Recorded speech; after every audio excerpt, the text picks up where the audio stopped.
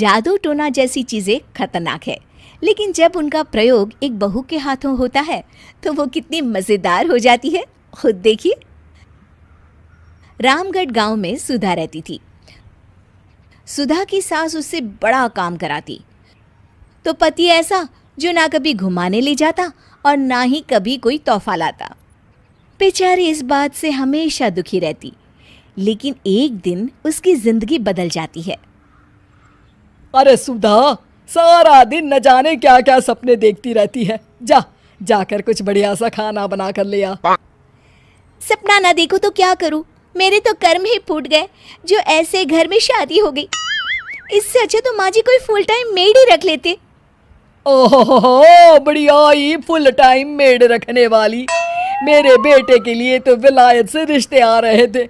वो तो तेरे पापा ने तेरी इतनी झूठी तारीफ कर दी कि हमारा तो मन ही पिघल गया। अच्छा, विदेश से रिश्ते? वाह माँ जी वाह।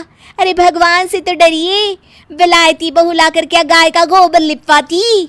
बहू बहू होती है, ना वो देशी होती है ना विलायती। बहू का काम सिर्फ सास की सेवा और घर का काम होता है।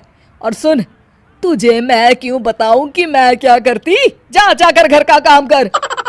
सुधा मन महसूस कर वहां से चली जाती है। शाम को सुधा का पति जल्दी घर आता है, जिसे देख सुधा खुश हो जाती है। जी, आ गए आप?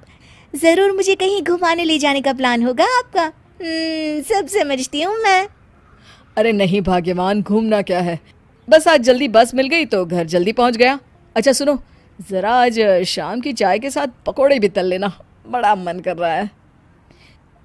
सुधा पति की बात सुनकर पैर पटकती हुई किचन में चली जाती है। वो काम करते करते खिड़की के बाहर देखती है कि तभी उसे एक चमकीली सी कॉपी दिखाई देती है। वो खिड़की से उस कॉपी को उठा लेती है और उसे खोल कर देखती है तो उसमें सुनहरे अक्षरों में लिखा होता है, जादुई किताब, इस पर जो लिखो वो सच होता है।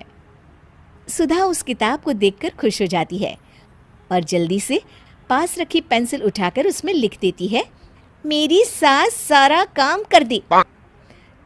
तभी उसकी सास किचन में आ जाती है और कहती है, अरे बहू, सारा दिन लगी रहती है काम में, अब जाकर आराम कर ले।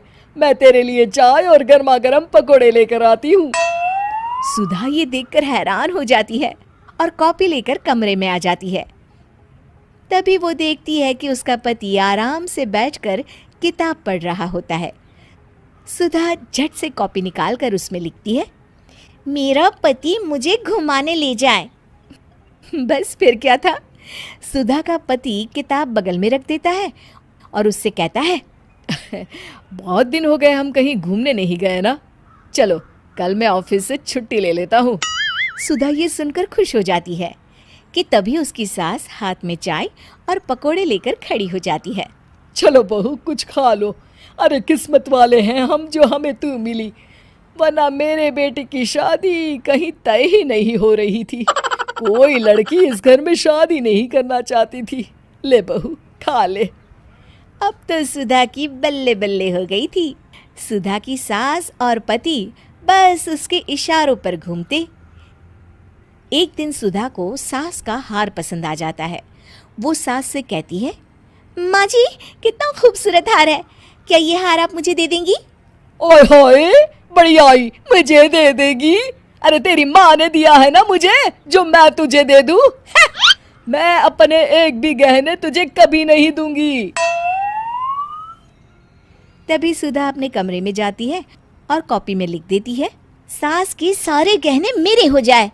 अब क्या था, थोड़ी ही देर में सास एक संदूक लेकर उसके कमरे में आ जाती है। बहू ये ले। ये क्या है माँ जी? बेटा ये मेरे गहने हैं, अब मुझ बुढ़िया पर तो ये अच्छे नहीं लगते। तेरी तो उम्र है पहनने उड़ने की, ये ले गहने तू ही रख ले। तभी सुधा की नज़र उस हार पर पड़ती है जो सासू माँ ने पहना है। और माँ जी ये हार जो आपके गले पर है? सास हार उतारते हुए कहती है, हाँ हाँ बहू ये भी ले ले। फिर कान के टापस उतारते हुए कहती है, ये ले बेटा, तू ये भी ले ले। फिर एक एक कर वो अपने सारे पहने हुए गहने उतारने लगती है। ये भी ले ले बहू, ये भी ले ले। सुधा तो खुशी के मारे बौखला जाती है। हाँ हाँ, लाइए लाइए, लाइए लाइए।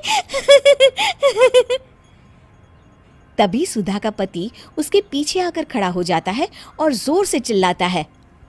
अरे सुधा, क्या हुआ? क्या लाइए लाइए कर रही हो?